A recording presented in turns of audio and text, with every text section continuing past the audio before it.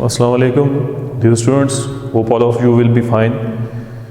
Today I am here with your new lecture topic from unit number 5, class 9th. Today our topic is network architecture and types of network architectures. Before starting our topic, let us discuss generally about architecture. If I say you, tell me what is architecture, what will be the first point that comes in your mind? Think for 10 seconds. What is architecture? If I generally say an architecture may be a design model or any framework for constructing any building, you can say that it is an architecture. अगर उर्दू में बात करूं तो आप जब भी कोई architecture की बात करेंगे तो उस वर्ड से आपके जहन में एक बात लाजिम आएगी, कोई ना कोई ढांचा, कोई ना कोई फ्रेमवर्क जिसके मुताबिक आप कोई भी चीज़ तैयार करते हैं। अगर एक बिल्डिंग की बात करूं तो बिल्डिंग क्या वैसे ही बनना शुरू हो जाती है? कोई घर बन रहा है वैसे ही बनना स्टार्ट हो जाएगा? आपको उसका कोई ना कोई प्रॉपर आर्किटेक्चर मॉडल जो है वो पहले तैयार करना होता है और उस आर्किटेक्चर के मुताबिक आपको वो बिल्डिंग या वो जो भी आपकी डिज़ायर्ड चीज़ है उसको बनाना होता है आपने। तो उसको बनाने के लिए आपको कोई ना कोई मॉडल, फ्रेमवर्क या डिज़ाइन जो है वो बनाना होता है। तो इसी तरह जब मैं नेटवर्क आर्किटेक्चर की बात करूँगा कि व्हाट इज़ नेटवर्क आर्किटेक्चर, तो writer says it is a design of communication network, कि ये एक डिज़ाइन है आपके कंप्यूटर नेटवर्क्स का जिस डिज़ाइन को यूज़ करते हुए या जिस डिज़ाइन को फॉलो करते हुए डिफरेंट सिस्टम्स ने डिफरेंट कंप्यूटर्स में आपस में कम्युनिकेशन करनी है। फिर आगे चले कहता है it may be a framework for specification of a network physical components. कहता है ये जितने भी आपके नेटवर्क के साथ आप कंप्यूटर्स को जब अटैच करते हैं, ज़ाहिर बात कम्युनिकेशन कभी एक कंप्यूटर की अपने साथ तो नहीं हो रही होती, आपने जब भी कम्युनिकेशन करनी है डिफरेंट सिस्टम्स को आपस में अटैच करना है। तो कहता है कि आप जो उन सिस्टम को कैसे अटैच करोगे, उनके फिजिकल कंपोनेंट्स कौन से होंगे, उनको किस फ्रेमवर्क के अंदर डालना है, और साथ में देयर फंक्शनल ऑर्गेनाइजेशन, उन कंप्यूटर्स ने फंक्शन किस तरीके से परफॉर्म करने हैं, एक दूसरे के साथ कम्युनिकेशन कैसे करनी है, एंड कॉन्फ़िगरेशन के डिफरेंट पार्ट्स की अरेंजमेंट, कि डिफरेंट सिस्टम की अरेंजमेंट के किस पॉइंट पे किस सिस्टम को मैंने कैसे एडजस्ट करना है, उसके अंदर क्या सेटिंग्स करनी है, उसकी कॉन्फ़िगरेशंस को डिसाइड करना, and also it's operational principles, कि इन सिस्टम्स ने जब कम्युनिकेशन करनी है किन प्रिंसिपल्स को फॉलो करके करनी है, किन प्रोसीजर्स को फॉलो करके कम्युनिकेशन करनी है, कौन से प्रोटोकॉल्स को यूज़ करना है, as well as data formats in the organisation. और जब भी आप कंप्यूटर्स की एक ऑर्गेनाइजेशन बनाएंगे, डिफरेंट कंप्यूटर्स को आपस में अटैच करेंगे और उसके डिफरेंट डेटा फॉर्मेट्स को भी आपने डिफाइन करना है कि जब भी डेटा ट्रांसफ़र हो रहा है, जो सिस्टम आपस में कम्युनिकेट कर रहे हैं वो किस तरीके से करेंगे। अगर 32 बिट सिस्टम है तो क्या वो 32 बिट्स ट्रांसफ़र करेगा अपनी एक ऑर्गेनाइजेशन जब कंप्यूटर्स की बिल्ड होगी, डिफरेंट सिस्टम्स जब आपस में कनेक्ट होंगे। तो इन सारी चीज़ों को डिफाइन करना कि आपके पूरा एक आर्किटेक्चर जो आपका एक सिस्टम बिल्ड होगा, मतलब आपका एक नेटवर्क आर्किटेक्चर बनेगा जिसके अंदर different components, different computers, different resources आपस में अटैच होंगी, वो कैसे अटैच होंगी, वो डिफरेंट ऑपरेशंस कैसे परफॉर्म करेंगी, उनका फ्रेमवर्क कैसा होगा, उनके दरमियान कम्युनिकेशन कैसे होगी, ये सारी चीज़ें आपके आर्किटेक्चर के अंदर आती हैं। तो हमारे पास कंप्यूटर साइंस के अंदर डिफरेंट आर्किटेक्चर्स हैं। Let's discuss that architectures. आपकी क्लास 9 के बुक में जस्ट 3 आर्किटेक्चर्स को डिफाइन किया गया है। हम 1 बाय 1 इन आर्किटेक्चर्स को देखेंगे। जो टाइप्स ऑफ नेटवर्क आर्किटेक्चर्स में जो सबसे पहला architecture that is a client server network. याद रखना बात हो रही है क्लाइंट एंड सर्वर नेटवर्क की। तो जब आप सर्वर की बात करेंगे तो always remember server will be a dedicated computer, एक मेन सेंट्रल कंप्यूटर जिसके साथ डिफरेंट पीसीज को, क्लाइंट्स को आप अटैच करते हैं। वो आपका सर्वर होता है, मेन कंट्रोलिंग बॉडी। देखो कैसे, पहले सर्वर को उसने डिफाइन किया है कि there is a one dedicated computer called server. Main computer आ गया जिसने हर एक सिस्टम को कंट्रोल करना है, उसके उनसे डिफरेंट ऑपरेशंस को परफॉर्म करवाना है, उनकी सारी कम्युनिकेशन को डील करना है, उसको मैनेज करना है, सारा आर्किटेक्चर देखना है। ये पहली चीज़ आ गई सर्वर। सर्वर के साथ और जितने भी कंप्यूटर्स कनेक्टेड होते हैं उनको हम कहते हैं क्लाइंट्स और work stations. All other computers connected with server are called clients और वर्क स्टेशंस। ठीक है, ये जनरल एक बॉर्ड है। देखो जिस तरह ये एक सर्वर है, कितने डायग्राम स्केच बनाई है मैंने। यह आपका सर्वर रिस्पॉन्सिबल है for performing activities according to the request send by the clients to server. ये मेरा एक सर्वर है। अब इन डिफरेंट, एक PC1 है, क्लाइंट 1 है, क्लाइंट 2 है, क्लाइंट 3 है, ये आपस में कनेक्टेड है। एक रिसोर्स प्रिंटर भी मैंने साथ में लगाई हुई है क्लाइंट सर्वर आर्किटेक्चर के अंदर।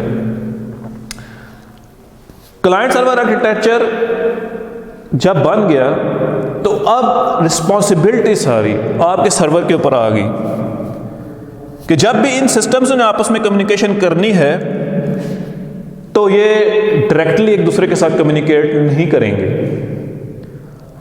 अगर स्टार टोपोलॉजी आप आगे पढ़ेंगे, ये उसकी एग्जांपल में भी आता है। आप जब भी PC1 PC2 के साथ या PC3 के साथ कम्युनिकेट करना चाहते हैं, या डायरेक्ट इसको मैसेज सेंड नहीं करेगा, it will request server. Suppose PC1 has generated the message, this is message generated by PC1, that PC1 has to send this message to PC3. Now PC1 will not directly send this message to PC3 because it is against the rules and architecture of client server architecture. जब भी इसने इसको message send है, the PC1 will request the server, इसको request करेगा कि I want to send message to PC3। अगर इसने PC3 को मैसेज सेंड करना है तो ये PC3 का जो भी मैक एड्रेस होगा या इसका IP एड्रेस होगा, ये दोनों ये सर्वर कंप्यूटर को बताएगा कि मैंने इस कंप्यूटर को मैसेज सेंड करना है। तो server computer will then allow to send message to PC3।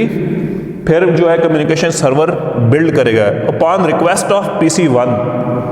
अगर दो सिस्टम ने आपस में कम्युनिकेशन करनी है, जब सिस्टम 1 रिक्वेस्ट करेगा तब वो रिक्वेस्ट प्रोसेस करेगा सर्वर, और ये सर्वर का काम है रिक्वेस्ट को प्रोसेस करवाना, डायरेक्टली कम्युनिकेशन नहीं होनी। इसी तरह इस क्लाइंट सर्वर आर्किटेक्चर के अंदर हमें रिसोर्सेज को सेव करने का भी एक चांस मिल रहा होता है, एक अपॉर्चुनिटी होती है हमारे पास। कैसे कि अब मुझे ज़रूरत नहीं है मैं हर एक क्लाइंट के साथ अलग प्रिंटर अटैच करूं। अगर मैंने सर्वर के साथ मेरा प्रिंटर अटैच्ड है, सर्वर के पास उसकी एक्सेस है, अब ये तीनों PC जो है इस प्रिंटर से प्रिंट ले सकते हैं, because now server is managing all the operations, all the functions, all the security issues related to architecture, client server architecture। clients के जितने भी operations हैं, functions हैं, सब चीज़ें किसने मैनेज करनी है? आपने, सर्वर ने। अगर PC1 ने प्रिंट भी लेना है तो ये डायरेक्ट प्रिंट नहीं लेगा, it will ask server please give me a print, and server will process the request and the print will be allowed from printer to print. This is our simple client server architecture.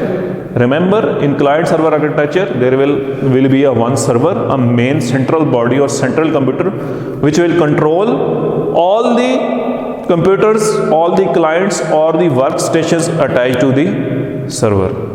Now students, let's move towards peer-to-peer network. And one thing more, always remember, if number of computer increases in client server architectures, you may use a switch or hub for managing huge number of computers. अगर आप एक network बना रहे हैं, उस 50 computers का आपने client server network बनाना है, उसकी आपको एक बात समझा रहा हूँ। तो ये सपोज आपका सर्वर है मेरे पास, इसको मैं कहता हूँ ये सर्वर है। अब आपने सर्वर के साथ 5 कंप्यूटर कनेक्ट करने हैं तो डायरेक्टली इसके साथ आप कनेक्ट नहीं कर सकते, आप बीच में कोई ना कोई सेंट्रल कम्युनिकेशन डिवाइस लगाएंगे बीच में आप कोई ना कोई सेंट्रल कम्युनिकेशन डिवाइस लगाएंगे, वो स्विच भी हो सकती है, हब भी हो सकती है। हम पढ़ चुके हैं ये स्विच और हब क्या है, these are the communication device that builds communication among different clients work station of the computer. अब देखें, अगर आप ये सर्वर है, सर्वर की एक पोर्ट से आप इसका कनेक्शन स्विच के अंदर दे दें या आपके अंदर आगे अगर आपके 50 कंप्यूटर्स हैं, 100 कंप्यूटर्स हैं, जितने भी हैं, आपने इस स्विच की पोर्ट्स के मुताबिक वो वायर्स स्विच के अंदर लगाते रहें तो आपका एक बड़ा नेटवर्क क्लाइंट सर्वर भी बन सकता है। ठीक है, अगर आप छोटे नेटवर्क्स की बात करें जिसमें अमूमी तौर पे 10 कंप्यूटर होते हैं या स्मॉल कंप्यूटर्स होते हैं, 10 से कम या 15 कंप्यूटर होते हैं, तो उसमें ज़्यादातर जो ऑर्गेनाइजेशंस होती हैं वो पीयर टू पीयर नेटवर्क बनाती हैं। कि पीयर टू पीयर नेटवर्क ये है कि सिस्टम्स आपस में डायरेक्टली कनेक्ट होते हैं, उसके दरमियान में कोई सर्वर एक्ट नहीं कर रहा होता कि जो सेंट्रल बॉडी जो कि सारे सिस्टम्स के दरमियान कम्युनिकेशन को प्रोसेस करवाए। ठीक है, तो जब पीयर टू पीयर की बात करोगे तो इसकी डेफिनेशन में बेटा लिखा हुआ है कि this type of network does not have any server control for network. इसके अंदर सर्वर नहीं होता। सिस्टम जब भी आप अटैच करते हैं, ठीक है, वो विदाउट सर्वर एक दूसरे के साथ कम्युनिकेशन कर रहे होते हैं। अगर सपोज ये देखो, ये एक पीयर टू पीयर नेटवर्क बनाया हुआ है मैंने, इसके अंदर देखो स्विच या हब उसने यूज़ की हुई है और डिफरेंट कंप्यूटर्स को आपस में कनेक्ट किया हुआ है। अब देखो इसने इंटरनेट की अगर वायर हब के अंदर लगा दी तो अब ये सारे सिस्टम इंटरनेट को भी यूज़ कर सकते हैं। मतलब रिसोर्स शेयरिंग और रिसोर्स यूटिलाइजेशन भी हो सकती है पीयर टू पीयर नेटवर्क में। अब देखो जो बात समझने वाली है स्टूडेंट्स, वो ये है कि ये जो होता है पीयर टू पीयर नेटवर्क, इसमें सर्वर कोई भी नहीं होता। हर क्लाइंट खुद रिस्पॉन्सिबल होता है डिफरेंट फंक्शंस को परफॉर्म करवाने के लिए। इधर इसने लिखा हुआ है ईच वर्क स्टेशन, मतलब each client is responsible for its own network functions and security. कोई भी सिक्योरिटी की बात हो रही है या कोई भी फंक्शन परफॉर्म करना है तो हर क्लाइंट की अपनी रिस्पॉन्सिबिलिटी है, उसको खुद डील करे, उसको खुद हैंडल करे। और इस पीयर टू पीयर नेटवर्क में आप ये समझ लें कि सपोज अगर PC1 है यहाँ पे, इसने PC3 को मैसेज सेंड करना है, तो अब क्या होगा, PC1 wants to send message to PC3, there is no server, now this PC1 will be responsible for sending of message to PC3। ये खुद सेंड करेगा, ये खुद कंट्रोल करेगा। सेंडिंग के टाइम पे ये PC खुद एज ए सर्वर एक्ट कर रहा है। अगर PC2 ने सेंड करने ना, PC2 खुद as a server at the time of sending of message act कर रहा होगा। तो ये मेरे पास क्या है जी, ये पीयर टू पीयर नेटवर्क है। पीयर टू पीयर नेटवर्क का सबसे बड़ा बेनिफिट क्या होगा हमें, सबसे बड़ा बेनिफिट ये कॉस्ट इफेक्टिव है, इस पर इतना खर्चा नहीं है, इतने पैसे आपको लगाने की ज़रूरत नहीं है। सिंपली घर में कोई कंप्यूटर्स 2-4 पड़े हुए हैं आपके, आप उन्हें कनेक्ट करके आपस में पीयर टू पीयर नेटवर्क बना सकते हैं। अमूमी तौर पे लोग बना भी रहे होते हैं। और जिस तरह के आप डिफरेंट नेट कैफ़ेज़ जो होते हैं हमारे, नेट कैफ़ेज़ जो होते हैं, अगर आप उनमें चले जाएं तो वहाँ पे भी पीयर टू पीयर नेटवर्क बने होते हैं, मतलब जो छोटे नेटवर्क्स होते हैं। तो ये पीयर टू पीयर नेटवर्क जो है, ये एक तो कॉस्ट इफेक्टिव आ गया, इजीली आप इसको बना सकते हैं, फिर इजीली इसको आप मेंटेन भी कर सकते हैं। तो ये सारा क्या है जी, एक प्रॉपर आपका एक मैकेनिज़्म है, आर्किटेक्चर है पीयर टू पीयर का, जिसमें आप कंप्यूटर्स को एक दूसरे के साथ अटैच कर रहे होते हैं थ्रू स्विच एंड हब। ठीक है, पीयर टू पीयर कम्युनिकेशन हो रही थी, बीच में सर्वर कोई भी नहीं है। उसके बाद मेरे पास आता है जी पॉइंट टू पॉइंट नेटवर्क। तो ये तो सबसे इजी और सबसे सिंपलेस्ट नेटवर्क है। कैसे, देखो पॉइंट टू पॉइंट की बात हो रही है तो ये देखो, ये एक प्रिंटर मेरे पास लगा हुआ है और ये एक कंप्यूटर लगा हुआ है मेरे पास। अब जब इस प्रिंटर और कंप्यूटर ने आपस में कनेक्ट करना है, मतलब इसके अंदर सिर्फ ये जो नेटवर्क होता है सिर्फ 2 नोड्स के दरमियान होता है, 2 कंपोनेंट्स के दरमियान होता है। जिस तरह उसने इधर बताया कि देखो एक PC है मेरे पास, इसके साथ एक लोकल प्रिंटर कनेक्टेड है। अब इसके साथ कनेक्टेड है तो इसका मतलब ये है कि ये अब पॉइंट टू पॉइंट नेटवर्क है। इसको उसने एक USB केबल के साथ इसको कनेक्ट कर दिया। अब ये दोनों डायरेक्टली कनेक्टेड हैं एक दूसरे के साथ, मतलब 2 ही सिस्टम्स के दरमियान ये एक नेटवर्क है, 2 ही नोड्स के दरमियान नेटवर्क है। तो ये क्या है, मेरा एक पॉइंट टू पॉइंट नेटवर्क है। आपने अक्सर डिफरेंट ऑफिसेज, लैब्स में या किसी भी जगह आपने देखा होगा जी, डायरेक्टली या तो 2 कंप्यूटर आपस में कनेक्ट होते हैं, अगर 2 कनेक्टेड तब भी वो पॉइंट टू पॉइंट है। अगर कोई कंप्यूटर किसी प्रिंटर के साथ कनेक्ट है तब भी पॉइंट टू पॉइंट है, स्कैनर के साथ कनेक्ट है तो ये भी एक पॉइंट टू पॉइंट नेटवर्क है, एक इसका मैकेनिज्म होता है। ठीक है, तो अभी इन सबको अगर मैं कंक्लूड करूँ इस सारे टॉपिक को, तो सिंपली आपको मैं सिंपल वर्डिंग्स में समझा देता हूँ। सबसे पहली बात की थी आर्किटेक्चर की।